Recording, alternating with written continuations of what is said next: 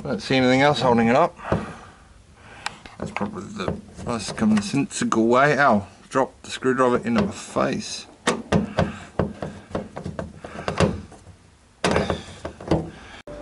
Hi, I'm Tangles. This is my garage and this is my car. Good morning YouTube and the internet. The last thing I did was Noosa. That was a few weeks ago now. The next thing I'm doing next weekend is just a QR Sprints Day. That's relevant because since I did Jap Nats, I've remounted the wing, fixed the diff, so we should get a true datum as to what the car should have done then if it didn't have the failures at that point. What I will do further is a bit of lightweighting. Oh, what I did do at Noosa, before Noosa, I took the back seats out and I took out the seat belts, obviously, for that. The reason being, I just wasn't fast enough. And I know previously, early on in the piece, I said I'd like to keep the seats and things like that. I'd rather be faster than have the option to sit people in the back. So, yeah, also cages, unless I custom make one, which I'm not at the stage of doing, need the seats to be out. Also to be able to run a harness bar or harness points in the back there, however I'm going to do it. So yeah, the seats gone. So that is new. That was like that for Noosa, and then I'm going back in, and I'm about to probably start pulling some more weight out. The trim bits I've already done that side, the main piece to get at the roof liner to get it off. So I sort of know what I'm doing now. We come in. So I took this out with the back seat. This piece just comes out by itself. Did involve him to undo that one, but I just put that back on for the sake of keeping it on at the time. So we just got one of those, one of these. The next bit is the visor. Slip this bad boy off if we can. This is a bit fiddly. There we go. On this side, similarly,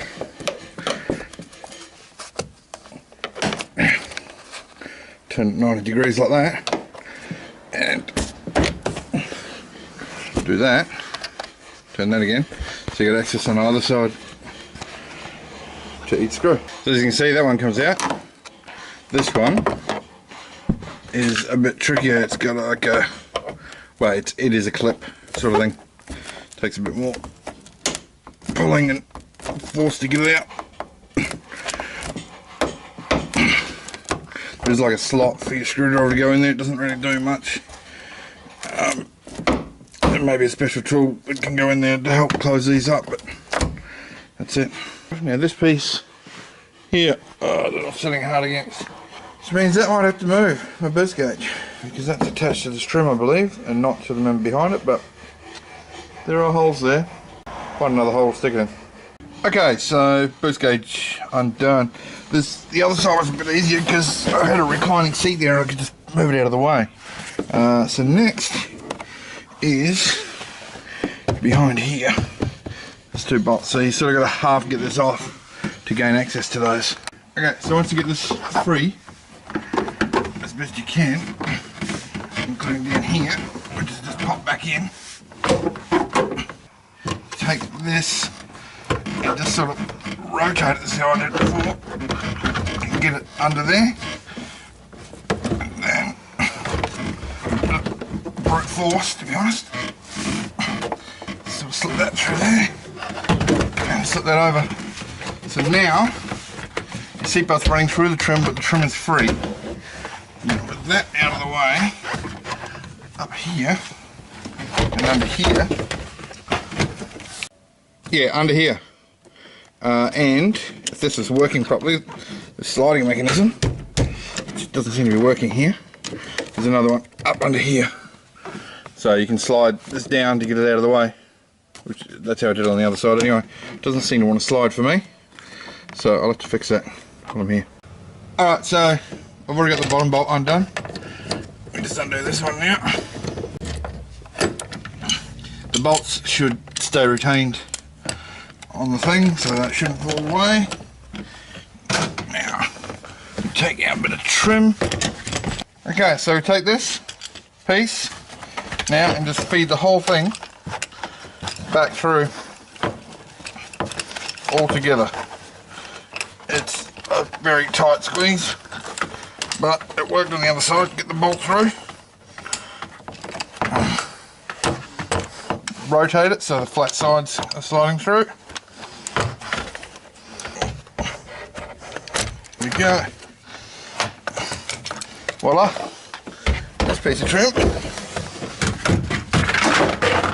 It's free. Now we can put this back. Couple of turns on that. Couple of turns on that. Alright, it's not going to go anywhere. Okay, so that's back in. There's a little clip trim thing there.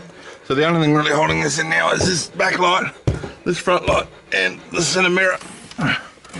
So now I'm into new territory, winging it. Gonna just guess that this should pry off. I do have trim tools. Should probably use them. Yeah, should definitely use them.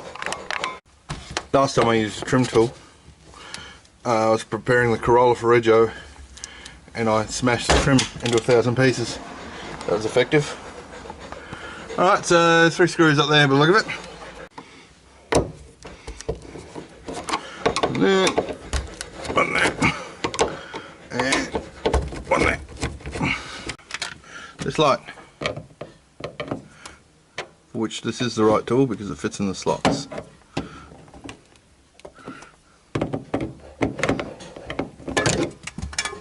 That's that out of the way. Interesting. Where are all the screws? Where does the sound trim comes off? Let's have a look. It was just a simple case of popping it out with the thing. Not difficult, no screws. I did take that little black thing out, but it literally just sits there for no apparent reason. So, look, mark, that's out. We've got a little thingy thing here. We even got the right tool for that somewhere. It's this one.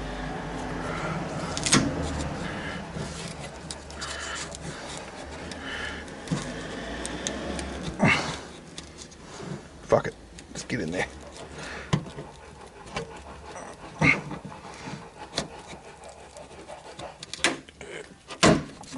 That's exactly what happened last time, I broke it. Now the light. Center light thingy, which I've had off before because this used to be a DVD player at one point. And so this light is here, but it's not wired in. Get that out of the way. It's 2 screws and the whole thing should just come off. The roof liner should probably also come off at the same time, to be honest. I don't see anything else holding it up. That's probably the most commonsensical way. Ow, dropped the screwdriver into my face.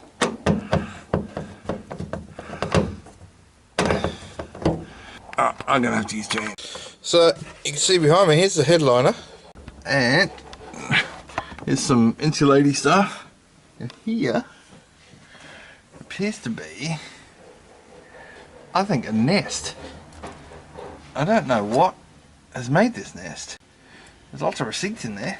Whatever it is, that's pretty gross. It's a bit of Whitey Carmod style, what do they call it? Archaeology?